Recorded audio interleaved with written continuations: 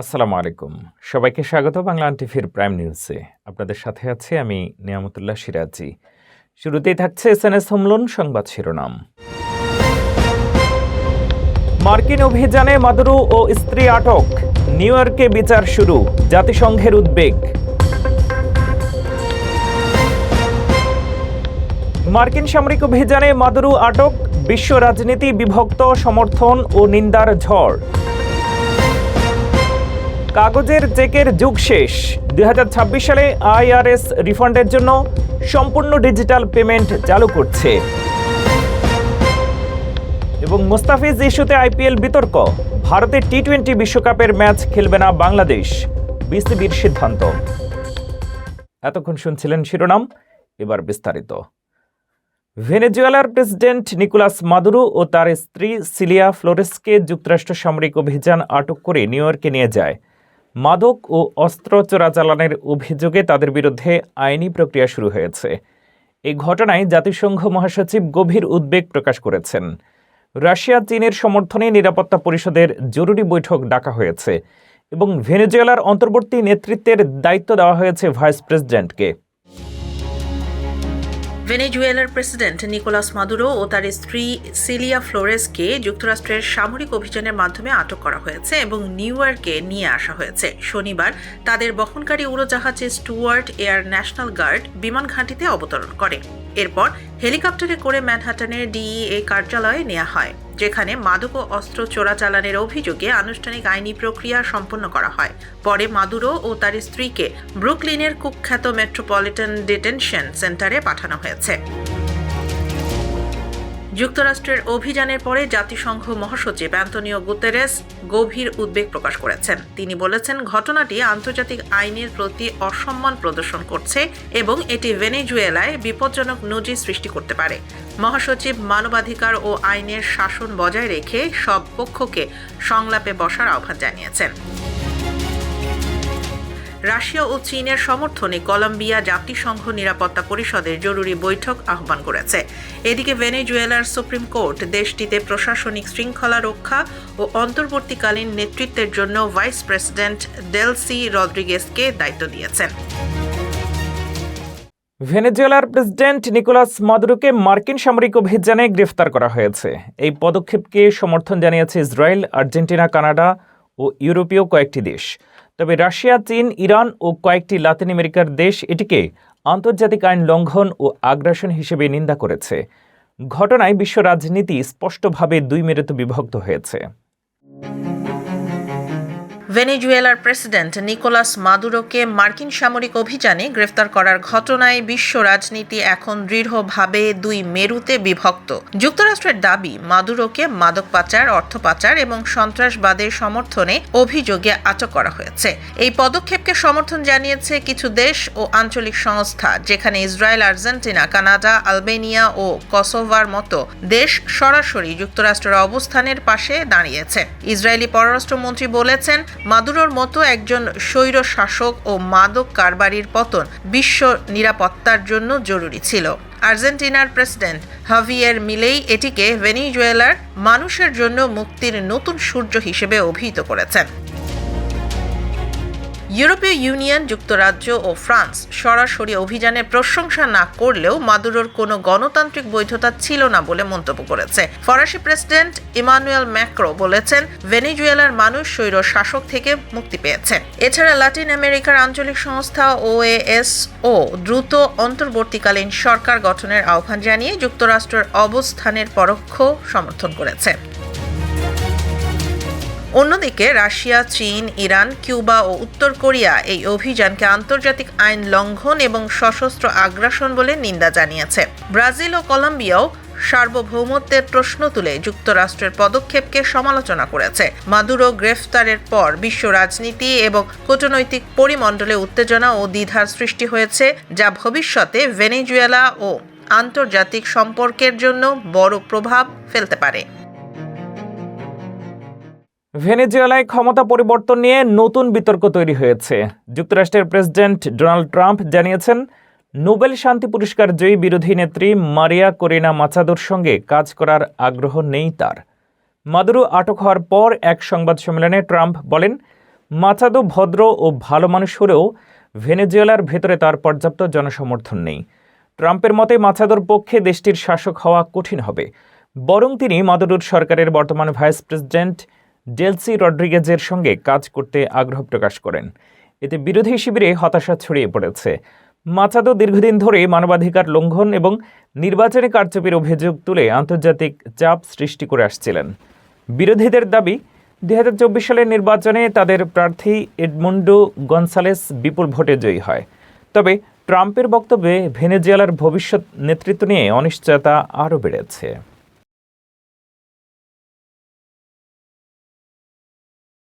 New ইয়র্কের city mayor Zohran Mamdani মার্কিন president Donald ট্রাম্পকে সরাসরি কড়া বার্তা দিয়েছেন।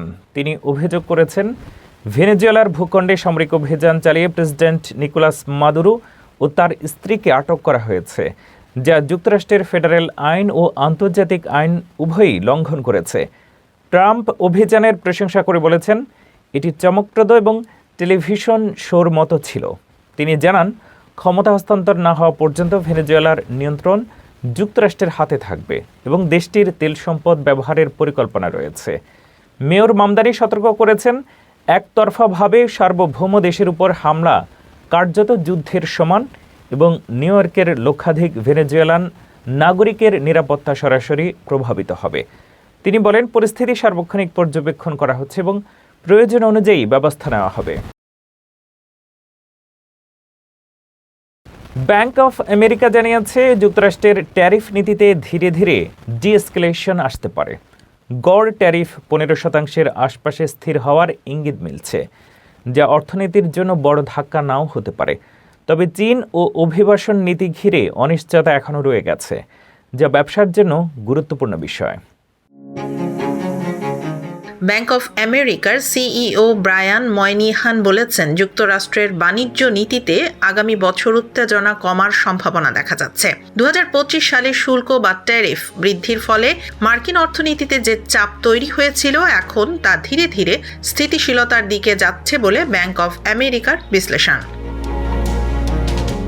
তার মতে, আগে যেখানে সব দেশের ওপর 10% হারে ট্যারিফ আরোপ করা হয়েছিল, সেখানে এখন গড়ে প্রায় 15% ট্যারিফে স্থির হওয়ার ইঙ্গিত মিলছে।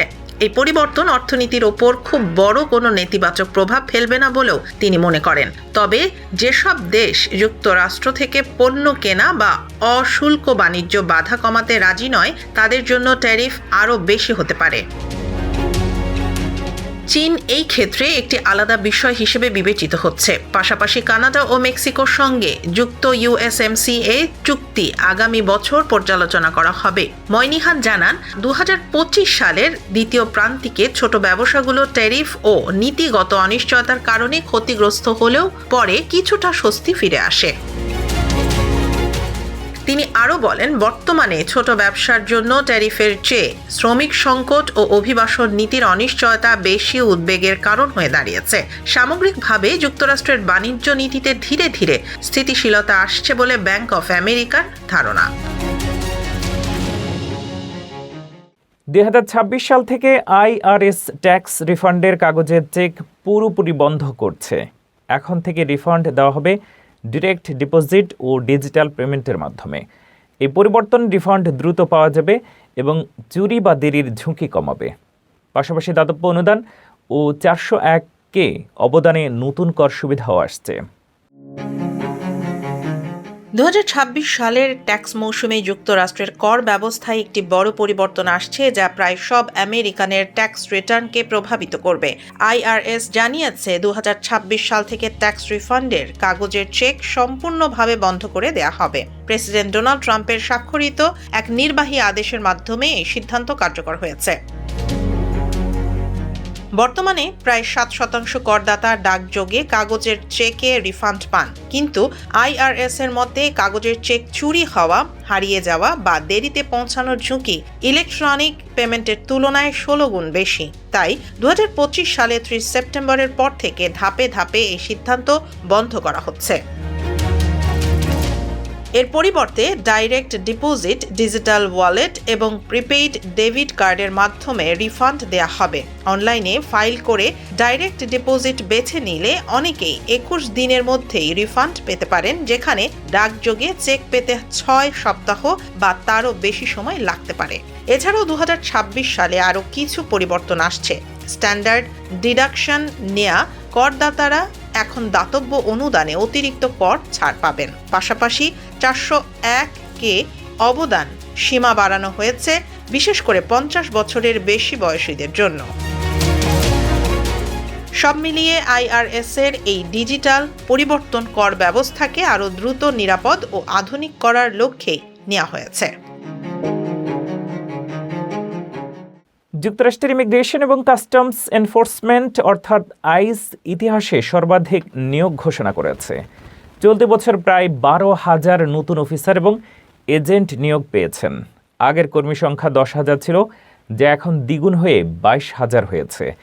এই নতুন এজেন্টরা দেশব্যাপী আইনশৃঙ্খলা, গ্রেফতার, তদন্ত এবং নিষ্কাশন কার্যক্রমে অংশ নিচ্ছেন। আইসের অ্যাসিস্ট্যান্ট সেক্রেটারি ট্রিশা ম্যাকলাফলিন বলেন, এই নতুন কর্মীদের মাধ্যমে আমরা এমন কাজ করতে পারব যা আগে সম্ভব বলে মনে করা হতো না। এটি প্রেসিডেন্ট ট্রাম্পের আমেরিকাকে নিরাপদ করার প্রতিশ্রুতি পূরণে সহায়ক হবে। নিয়োগ কার্যক্রমের জন্য 2,20,000 প্রার্থী আবেদন করেছিলেন। আইস এখনও আগ্রহী প্রার্থীদের নিয়োগ নিচ্ছে। যারা ফেডারেল আইন প্রয়োগে ক্যারিয়ার গড়তে চান তারা join.ice.gov এ আবেদন করতে পারেন। এই পদক্ষেপের ফলে দেশের নিরাপত্তা আরও শক্তিশালী হবে। আমাজনের প্রাইম সাবস্ক্রিপশন নিয়ে $2.5 বিলিয়ন সেটেলমেন্ট। প্রায় 35 মিলিয়ন সদস্য এই অর্থ পাবেন। যারা প্রাইম বাতিল করতে ব্যর্থ হয়েছেন বা চ্যালেঞ্জড এনরোলমেন্ট ফ্লো ব্যবহার করেছেন তারা স্বয়ংক্রিয়ভাবে প্রাপ্য অর্থ পাবে। আরও বিস্তারিত জানুন ফারজানা আফরোজের রিপোর্টে। আমাজনকে তার প্রাইম সাবস্ক্রিপশন পরিষেবা সম্পর্কিত ভ্রান্ত তথ্য দেওয়ার জন্য $2.5 বিলিয়ন মূল্যমান সেটেলমেন্ট দিতে বাধ্য করা হয়েছে। প্রায় 35 মিলিয়ন প্রাইম সদস্য এই অর্থের সুবিধা পেতে পারেন। ফেডারেল ট্রেড কমিশন অভিযোগ করেছে আমাজন গ্রাহকদের প্রাইমে নাম লেখাতে এবং বাতিল করতে জটিল ও বিভ্রান্তিকর প্রক্রিয়া ব্যবহার করেছে। এফটিসি চেয়ারম্যান অ্যান্ড্রু ফার্গুসন বলেছেন, আমাজন সাবস্ক্রিপশন ফান্ড ব্যবহার করে গ্রাহকদের প্রাইমে নাম লেখায় বাধ্য করেছে এবং বাতিল করা কঠিন করেছে।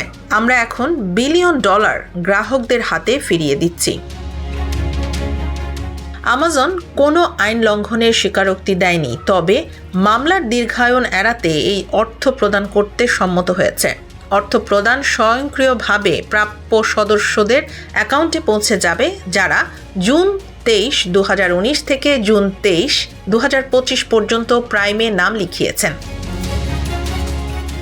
যোগ্য গ্রাহকরা হতে হবে যারা প্রাইম বাতিল করতে চেষ্টা করেছেন কিন্তু ব্যর্থ হয়েছেন, অথবা চ্যালেঞ্জড এনরোলমেন্ট ফ্লো ব্যবহার করে সাবস্ক্রাইব করেছেন। প্রতি প্রাপ্য ব্যক্তির সর্বোচ্চ অর্থ $551। এই সেটেলমেন্টের মাধ্যমে আমাজন ভবিষ্যতে এমন বিভ্রান্তিকর কার্যক্রম বন্ধ রাখবে এবং গ্রাহকদের অধিক স্বচ্ছতা নিশ্চিত করবে। ত্রয়োদশ সংসদ নির্বাচনের মনোনয়নপত্রে প্রকাশিত হলফনামা অনুযায়ী বিএনপি, জামায়াত ও জাতীয় পার্টির 5 শীর্ষ নেতার মাসিক আয় লাখ টাকারও কম। নির্বাচন কমিশন তথ্য যাচাইয়ে কঠোর মিথ্যা তথ্য প্রমাণিত হলে প্রার্থিতা বাতিল হবে। বিস্তারিত জানুন ফারজানা আফরোজের রিপোর্টে। ত্রয়োদশ জাতীয় সংসদ নির্বাচনের আগে মনোনয়নপত্র প্রকাশিত হলফনামা অনুযায়ী বিএনপি, জামায়াত, জাতীয় পার্টি ও জাতীয় নাগরিক পার্টির 5 শীর্ষ নেতার মাসিক আয় লাখ টাকারও কম। তালিকার প্রথমে রয়েছেন জামায়াতের আমির ডক্টর শফিকুর রহমান, যিনি পেশায় চিকিৎসক হলেও আয়ের প্রধান উৎস কৃষি ও অনুদান। তার বার্ষিক আয় 3,60,000 টাকা, অর্থাৎ মাসে প্রায় 30,000। জাতীয় পার্টির চেয়ারম্যান GM কাদেরের মাসিক আয় 33,000-এর কিছু বেশি, বার্ষিক 4 লাখ। বিএনপির ভারপ্রাপ্ত চেয়ারম্যান তারেক রহমান কিছুটা এগিয়ে, তার বছরে আয় 6,76,000, মাসিক প্রায় 56,000। আখতার হোসেন মাসে প্রায় 42,000, মির্জা ফখরুল ইসলাম আলমগীর 95,000 এবং নাহিদ ইসলাম মাসে 1,33,000-এর বেশি আয় করেন। নির্বাচন কমিশন হলফনামার তথ্য যাচাইতে কঠোর। মিথ্যা তথ্য প্রমাণিত হলে প্রার্থিতা বাতিল ও জরিমানার বিধান রয়েছে। মনোনয়নপত্র জমার শেষ দিন ছিল 29 ডিসেম্বর। চূড়ান্ত তালিকা প্রকাশ ও প্রতীক বরাদ্দ হবে 21 জানুয়ারি। শেষ করছি খেলার সংবাদ দিয়ে।